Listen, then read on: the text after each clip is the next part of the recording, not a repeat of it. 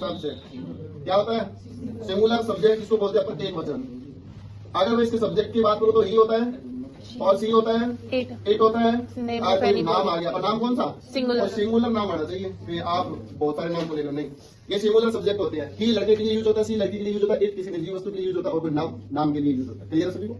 आप सुनिए मेरी बात को ध्यान से। आप प्लूरल सब्जेक्ट, पीएस का मतलब क्या होगा? प्लूरल सब्जेक्ट होगा जिसको अपन क्या बोलते हैं? बहुवचन करता। क्या बोलते हैं? बहुवचन करता। अगर प्लूरल सब्जेक्ट के अंदर मैं सामान्य तौर पर बात करूं तो सबसे पहले मेरे क्या आएगा? वी आएगा। वी क्या होता है? हम सब होता है। बहुत सारे हो गए तो वी का मतलब होता है हम सब। इस बात को आप ध्यान रखना, हम सब। अच्छा, यू का मतलब क्या होता है? तुम बोल सकते हो और आप बोल सकते हो। आई वी यू, यू के बाद में क्या आएगा? दे का मतलब क्या होता है? वे सारे, बहुत सारे, वे सब बोलते हैं अपन इसको। अगला देखो, नाम यहाँ पे सिंगुलर आ गया तो यहाँ पे क्या आएगा बच्चों? प्लूरल नाम आएगा। तो प्रॉब्लम है यहाँ तक किसी को क्या? ये तो है सब्जेक्ट की बात। सेंटेंस की स्ट्रक्चर में मैंने आपको बात बताई थी। सेंटेंस का स्ट्रक्चर क्या बात बोलता है? बोलिए। सेंटेंस का स्ट्रक्चर आप सभी को पता है? हाँ। वाक्य का ढांचा सबसे पहले क्या आएगा? सब्जेक्ट आएगा। हमेशा ध्यान रखना, सेंटेंस की शुरुआत में सब्जेक्ट आता है। सब्जेक्ट के बाद में क्या आएगा? Helping verb. अगर हेल्पिंग वर्ब है तो हेल्पिंग वर्ब आएगी, और नहीं है तो फिर मेन वर्ब आएगा। और सबसे लास्ट में क्या आता है? ऑब्जेक्ट आता है। ये बात सभी को पता है? क्या मैंने सब्जेक्ट के बारे में डिस्कस कर लिया? अरे बोलिए, कर लिया। एक बात हमेशा ध्यान रखना, सिंगुलर सब्जेक्ट के साथ में सिंगुलर हेल्पिंग वर्ब आती है और सिंगुलर मेन वर्ब आती है। सिंगल के साथ में सिंगल रहेगा और प्लूरल के साथ में प्लूरल रहेगा। अब सुनिए ध्यान से, सिंगुलर सब्जेक्ट के साथ में सिंगुलर वर्ब आएगी और प्लूरल सब्जेक्ट के साथ में प्लूरल वर्ब आएगी। सिंगुलर वर्ब कौन सी होती है? जिसके साथ एस लगे। और प्लूरल वर्ब कौन सी होती है? जिसके साथ एस ना लगे। अगर सिंगुलर वर्ब की बात करूं तो वर्ब की कौन सी फॉर्म होती है? और प्लूरल वर्ब की बात करूं तो वर्ब की कौन सी फॉर्म होती है? पहली फॉर्म होती है। अब सुनिए ध्यान से, पहली फॉर्म जो होगी जिसके साथ में एस या एस नहीं लगेगा। अगर वर्ब की पांचवी फॉर्म होगी तो जिसके साथ में क्या लगेगा? एस या एस लगेगा। ये बात सभी को पता लगी होगी? बोलिए, लगी। अब सुनिए हेल्पिंग वर्ब के बारे में। हेल्पिंग वर्ब भी मैं आपको बता देता हूँ। हेल्पिंग वर्ब कितने टेंस में चलती है बच्चों? पास्ट में भी चलती है, प्रेजेंट में भी चलती है और फ्यूचर में भी चलती है। क्या सब्जेक्ट का नॉलेज सभी को हो गया? ये बात मैंने तसल्ली से बताइए, हर चीज को खोल के बताइए। पास्ट की हेल्पिंग वर्ब बताइए कौन कौन सी होती है? एक नाम से बताइए। सबसे पहले डिड आएगा, फिर वाज आएगा, फिर वर आएगा, फिर हेड आएगा और फिर हैड बीन आएगा। ये बात पास्ट की आ गई। प्रेजेंट में देखिए, डू आएगा, डज आएगा, इज एम आर आएगा, हैज बीन और हैव बीन। फ्यूचर की बताइए।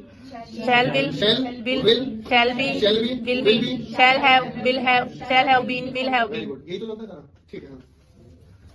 हेल्पिंग वर्ब हो गई। मेन वर्ब सभी को पता है। मेन वर्ब दो प्रकार की होती है, एक तो होती है सिंगुलर और एक होती है प्लूरल। अगर फॉर्म की बात करूं तो फॉर्म कितनी होती है? टोटल 5 फॉर्म होती है। टॉपिक अपना टेंस कंप्लीट हो चुका है। जो बच्चे नए हैं बेफिक्र रहिए, मैं उनको आपको अलग से क्लास दे दूंगा इसकी। अब बात करते हैं अपन किसकी?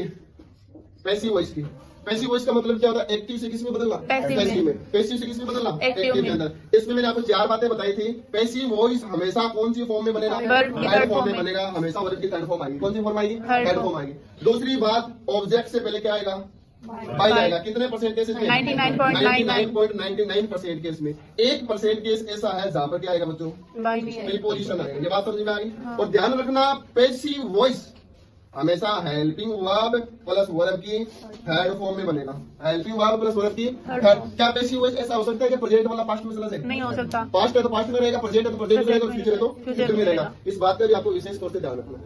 आइए आगे की ओर बढ़ते हैं अपन। क्या पैसिव वॉइस के अंदर वर्ब की थर्ड फॉर्म आएगी? क्या बाई आएगा? अगर बाई नहीं है तो वहां पे प्रीपोजिशन आएगी। क्या हेल्पिंग वर्ब प्लस वर्ब की थर्ड फॉर्म आएगी कि नहीं आएगी? आएगी। यहाँ पे देखिएगा आप सब्जेक्ट लिखे हुए हैं मेरे। क्या लिखे हुए हैं? यहाँ भी क्या लिखे हुए हैं? सब्जेक्ट लिखे हुए हैं। क्या दोनों सब्जेक्ट है? सब्जेक्ट सिंगुलर भी होता है और सब्जेक्ट प्लूरल भी होता है। सिंगुलर सब्जेक्ट के साथ में सिंगुलर वर्ब आएगी और सिंगुलर वर्ब की कौन सी फॉर्म होती है? पांचवी। प्लूरल सब्जेक्ट के साथ में प्लूरल वर्ब आएगी और प्लूरल वर्ब कौन सी होती है? फर्स्ट फॉर्म होती है। प्लूरल वर्ब के साथ में कभी भी एस या एस नहीं आएगा। इस बात को विशेष रखना। वर्ब की पांचवी फॉर्म सिंगुलर फॉर्म होती है जो एस या एस साथ में लेके आएगी। जैसे मैं आपको बोलता हूँ, मैंने लिखा प्ले और एक लिखा मैंने प्लेज। आप बताइए इसके साथ एस लगा हुआ है क्या? इसके साथ लगा हुआ है। और जिसके साथ एस या एस लग जाए तो वो मेरी सिंगुलर वर्ब होगी। कौन सी वर्ब होगी? सिंगुलर वर्ब को क्या बोलते हैं? पांचवी फॉर्म बोलते हैं, जिसको अपन क्या बोलते हैं? सिंगुलर वर्ब बोलते हैं। क्या इसके साथ एस या एस लगा हुआ है? नहीं लगा हुआ तो ये मेरी वर्ब की फर्स्ट फॉर्म है, जिसको मैं बोलूंगा कौन सी फॉर्म? प्लूरल वर्ब बोलूंगा। कौन सी वर्ब बोलूंगा? प्लूरल वर्ब बोलूंगा। क्लियर है यहाँ तक? क्या सभी को क्लियर? Very good. आइए, ये सब्जेक्ट कौन से बोलिए? सिंगुलर। ये मेरे सब्जेक्ट हैं। सब्जेक्ट कितने प्रकार के होते हैं? दो प्रकार के होते हैं। आप बताइए। ही भी मेरा I, we, you, they, he, she, it और कोई नेम। क्या ये सारे के सारे मेरे सब्जेक्ट है? क्या बोलिए बच्चों? हाँ ये सारे के सारे सब्जेक्ट